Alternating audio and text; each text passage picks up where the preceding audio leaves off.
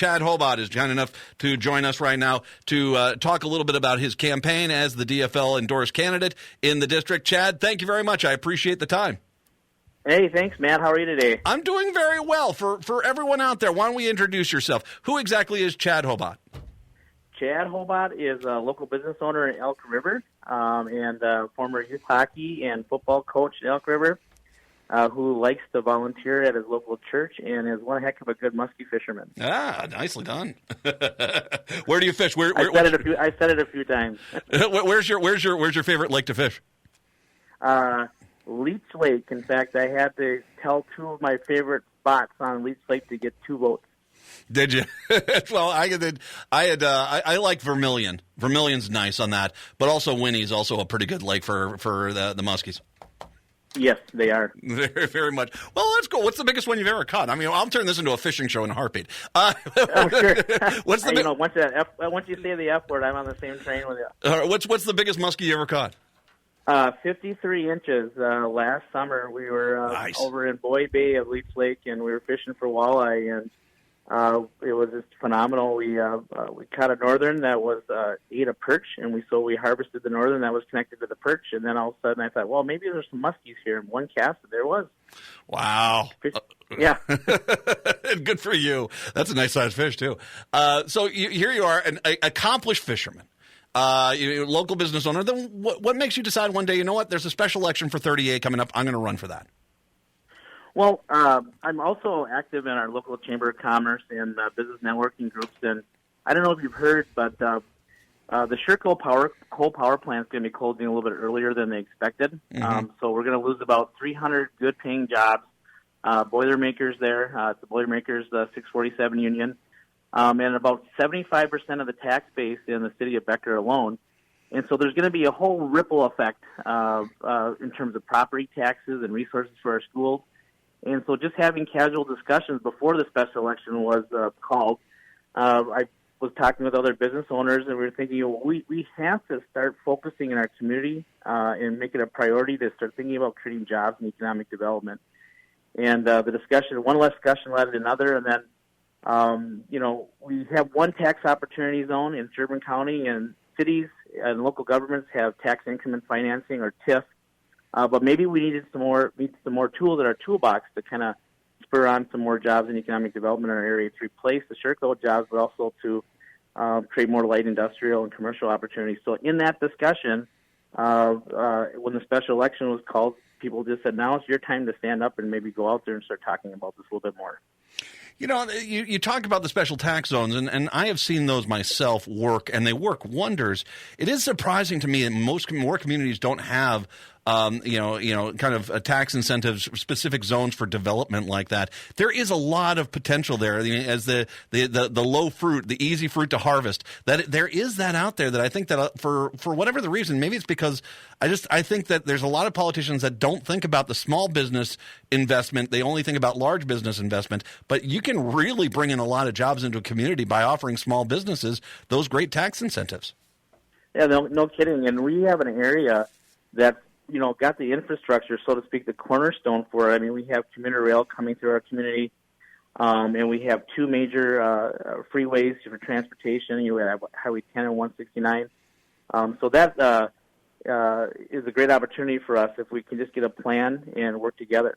So get it done. And obviously, what kind of businesses would you like to see focused on as far as developing? Obviously, any business is a good business, but you're losing the Sherco coal plant. I mean, that's a lot of investment. Becker's going to get hit hard by that, but as well as your district as well. So, I mean, what kind of businesses would you like to see encouraged? We do have a Google data center that's proposed to come in, and that's going to be about 150 jobs. So there's more in the tech sector. But just up the road in Princeton, Minnesota, we have a lifelong company up there called Crystal Cabinet. It would be great to bring back some more industrial jobs in our area, too. But I think any opportunity that does, creates job opportunities, whatever they are, construction or for construction trades or manufacturing would be ideal. But we probably welcome anything that had merit to come in here. You talk about on your website. You talk about obviously good schools, and also you talk about you're talking about the impact of this job. You're talking about the property taxes. That's how we fund our schools. We have to look at property taxes and how they're utilized, because I agree. I don't think it's the best way to fund schools.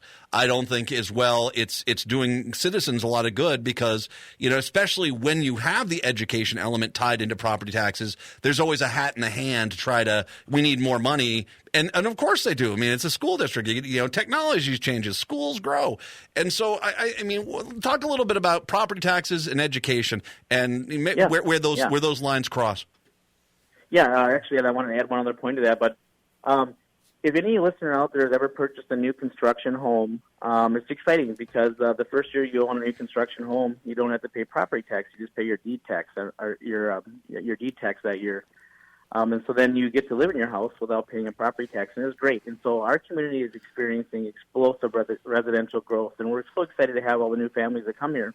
But when they bring the new children come into our school system, they're going to drain the existing resources. So there's a gap. Does that make sense a little bit? Yeah, absolutely. Yeah. And so the K-12 funding formula, now this next session coming up is going to be a bonding year. But I wondered what it would look like if the K-12 funding formula could recognize areas like ours around the state, these pockets around the state that are having this explosive residential construction growth. If we recognize those areas in the K-12 funding formula, it would certainly alleviate these every 3 or 4 years needs for the school districts to go out and try to sell the voters on a referendum or a levy.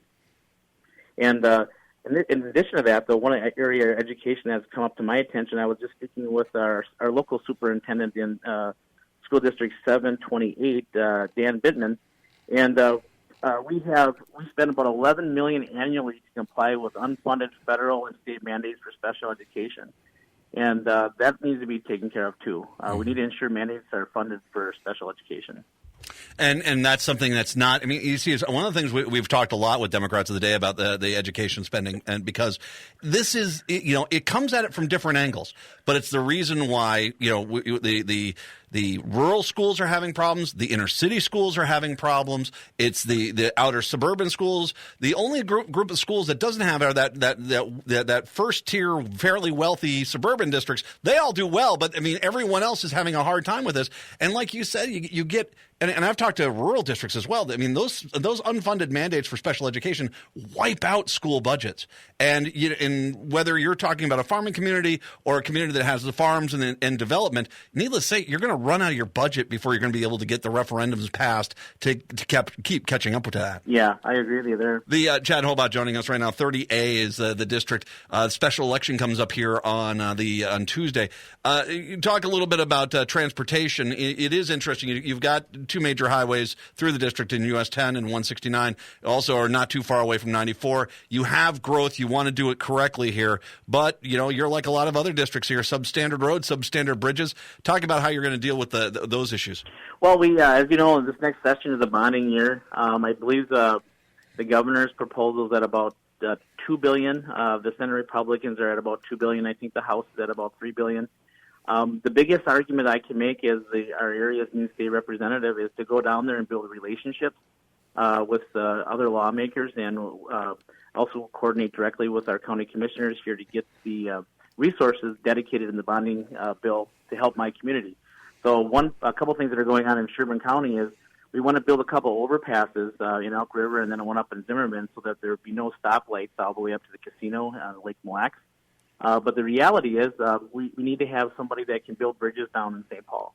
And I've been telling folks around town that I'm interested in calling balls and strikes. It doesn't really matter to me if the picture of a good idea is, wearing a blue jersey, red jersey, Democrat or Republican is good for our community. I'm going to take a swing at it. And I think we need to have that more of a mentality to work across the aisle to build coalitions and partnerships to make sure everybody gets their critical needs in terms of transportation met. And that's what I've been talking with folks around town about. And it should be mentioned. I mean, the last I checked, I mean, Melissa Hortman is the Democrat. She's Speaker of the House. The majority is there. A Democratic House rep is going to have a better chance in this bonding cycle to get the needs for their district as opposed to a Republican. It's just that's just the way things work. And that's if you're the best bet for the district for 30A is to get a DFLer in there to work with the DFL majority as well. I would agree. And I've actually known Melissa for a big part of my life here, and she's a very accessible and great person to work with. So, and the thing I like about Melissa Hortman is she's the speaker now. Yeah, she's the Speaker of the House.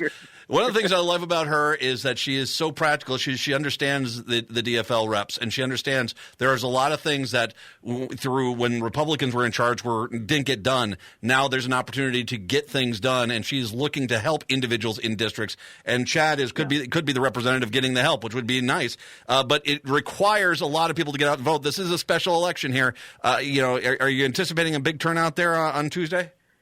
Well, yeah, actually, special election is a little bit of funny.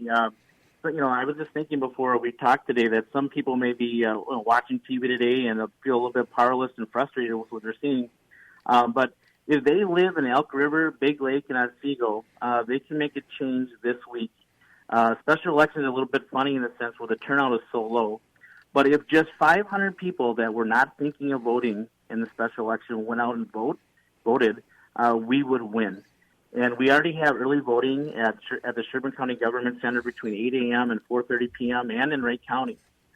So this could be an opportunity for us as Democrats to get out there and win, win for our community, and win for our roads, and win for our schools.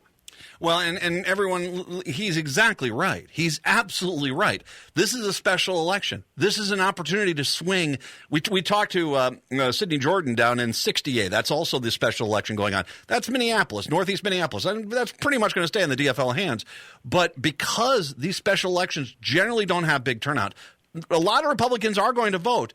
But if the Democrats go out in force, especially in the numbers that we saw in 2018, if we can get out there, this is a slam dunk. We'll get Chad into the Minnesota House and flip a seat. And also, if I might add, scare the living daylights out of the Minnesota GOP that all of a sudden there is not a safe district in the state. And what it requires is participating, getting out and voting. If you are in 30A, you need to vote, either early voting or vote on Tuesday. If you know anyone in 30A, which is up in the Elk River, what are the cities that are all up in there? Elk River? Elk River, Big Lake, and then one precinct in Otsego, Matt. All right, so Big Lake, Elk River, Otsego. If you know anyone in that community that's in 30A, call them. Tell them you got to vote. 30A, it's so important. We can send Chad in to the Minnesota House. They're going to be, once again, that bonding session is going to be beginning here pretty quickly, and Chad would be a welcome addition. I want to encourage people, Chad, to get to your website as well. What's the address for people to come check out your website? Yeah, it's ChadHobotforHouse.com. That's ChadHobot for House.com, and my Facebook page is Hobot for State Representative. So my handle on Facebook is Hobot for State Representative, and again, it's Hobot. And to pronounce my name, it's like robot, but Hobot. He's not a robot. He's Chad Hobot. There you go. There you go. I'll link to all of that coming up here a little bit on the social media pages as well this evening. Chad Hobot, 30A, Democrat of the Day. Chad, I appreciate the time. All my best on Tuesday. We're going to be hoping for you to pull off that victory in 30A, okay? Thank you very much, sir. And maybe we'll get out fishing sometime in the summer. I would not be against that, Chad. Hopefully I'll be calling you representative at that point. Chad Hobot joining us. It's Democrat of the Day. We'll take a break. Come on back. It's the Matt McNeil Show on AM 950.